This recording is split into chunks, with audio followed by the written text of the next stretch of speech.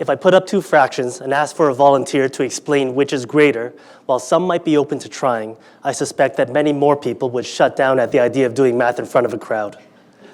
I've been teaching math for almost 20 years, and I could give the steps to find the answer, but I'm less concerned that people might not remember exactly how to compare fractions than I am with the feeling they get when they encounter mathematics. I am not a math person is a phrase that many people use as a defense mechanism to let others know not to expect math thinking of them. It wrongly implies that mathematical thinking is an inherent trait and that only some people have it, based on a misconception of what math is and how we all engage with it, what we call our mathematical identity. The bad news is school contributes mostly negatively to it.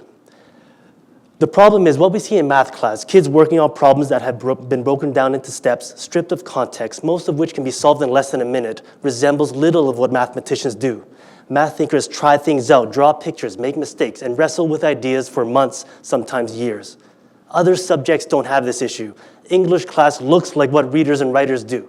Science labs in schools resemble those in research centers.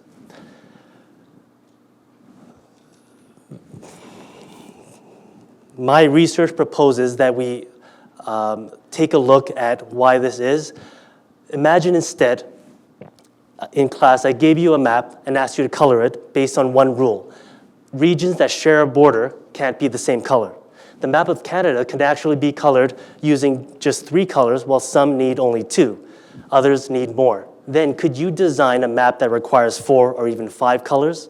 The math behind this task is called graph theory and actually isn't introduced until university courses in discrete math and combinatorics. I've taught it many times to kids as young as grade 3. They jump into it without hesitation because barriers, like steps to memorize, have been removed. Designing tasks like this is at the core of my research, working with teachers to develop these experiences so that kids as young as 8 can engage with difficult ideas.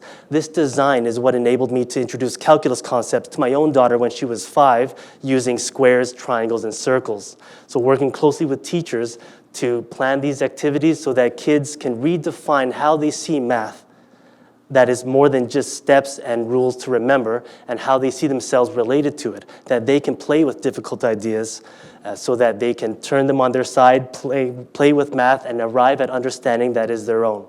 That way everyone is able to develop a positive mathematical identity and less people go through life believing they are not a math person.